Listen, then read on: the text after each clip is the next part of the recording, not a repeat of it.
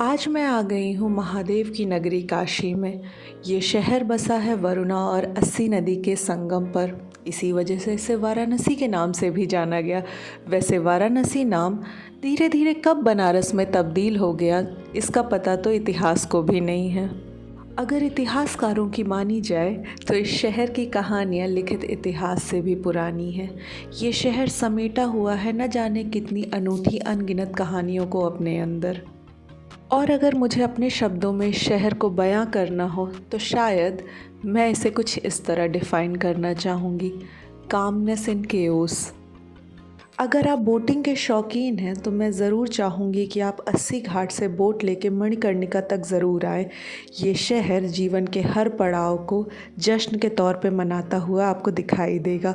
अस्सी घाट पे जहाँ आपको नवजीवन संचार मिलेगा, तो वहीं बाबा विश्वनाथ घाट पे आपको आस्था का समागम दिखाई देगा। और जैसे जैसे आपकी नाव मणिकर्णिका और राजा हरिश्चंद्र घाट की ओर बढ़ेगी, आपको बहुत जल्द समझ आ जाएगा कि ये शहर जीवन के उस आखिरी पड़ाव को भी जश्न के तौर पे देखता है, क्योंकि आखिरी सत्य शायद वही है।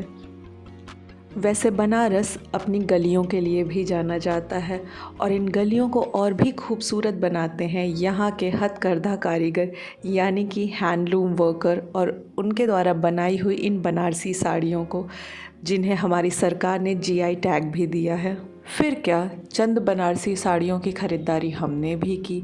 बनारस जाने के बाद गद्दी दुकानों का कॉन्सेप्ट मुझे पहली बार समझ में आया, जहाँ पे आप नीचे गद्दों पे बैठे होते हैं और आपके सामने एक पे एक साड़ियाँ दिखाई जाती है। और अब जैसा कि आप अपने सामने कैमरे स्क्रीन पे देख ही सकते हैं कि मुझे डांट पड़ रही है, क्योंकि मेरी नानी थोड़ी कैमरा कॉन्शियस है और वो मुझे मना कर रही हैं कि उन्हें कैमरे पे लेने के लिए। यहाँ पे हम लोग साड़ियों की ख़रीदारी करके गुदौलिया की ओर जा रहे थे। कुछ और भी ख़रीदारियाँ करनी थी। रिक्शे से जा ही रहे थे और बात ख़रीदारी की हो रही थी। उसी में रिक्शे वाले भैया बोल पड़े, ये बनारस है, यहाँ पे जीवन से लेके मरण तक का सामान एक दुकान पे अगर मिल जाए तो इससे चौंकिएगा नहीं। और फिर हम लोग हंसने लगे कि ये बनारस है, अनूठा, अद्भुत, अविस्मरणीय। हाँ, ये शहर शायद कुछ ऐसा ही है। ये कभी कभी परेशान भी करता है अपनी गलियों से, अपनी भीड़ से, अपने शोर शराबे से। पर एक वक्त के बाद आपको पता चल जाता है कि वो चीज़ें भी शहर का इतना ही बड़ा हिस्सा है जितना कि यहाँ का खान पान, कल्चर और यहाँ की नदियाँ और घाट। अब बात खाने की चली है तो चलिए बता ही देते हैं, काशी चाट भंडार आ चुके थे। और इस चाट को खाने के बाद मुझे बहुत जल्दी समझ में आ गया कि रील्स को इतना भी सीरियसली नहीं लेना चाहिए।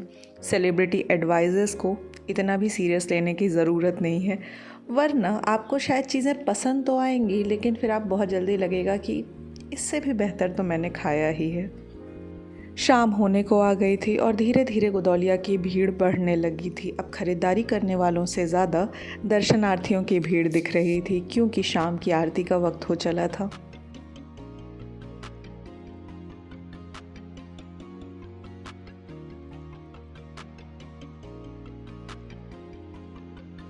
इस बार की बनारस यात्रा के बाद जब मैं अपनी नानी के घर लौटी तो मेरा जाना हुआ माँ सरस्वती के मंदिर में।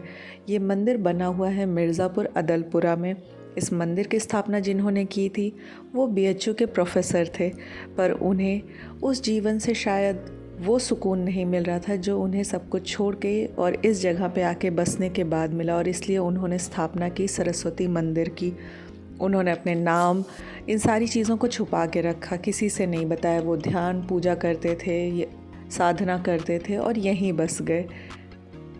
मंदिर के आसपास के प्रांगण में घूमने के बाद मेरी मुलाकात हुई मिट्ठू जी से, और इसके बाद मैं पीछे चली गई थी जहाँ पे गीर गाय बंधी हुई थी। मैंने अपनी ज़िंदगी में पहली बार गुजरात की गीर गाय की नस्ल देखी। वो सब शायद मुझसे थोड़ी नाराज़ थे क्योंकि मैं उनके लिए कुछ खाने के लिए नहीं ले आ पाई थी। चारों तरफ बहुत सुंदर किचन गार्डन बना हुआ था और पास में ही गंगा नदी बह रही थी। ऐसा बताया जाता है कि बाबा जी ने ही इस आश्रम को बसाया था, जहाँ पे छोटा सा मंदिर है और चारों तरफ पेड़ पौधे हैं, गाय हैं। शायद वो यही ज़िंदगी जीना चाहते थे।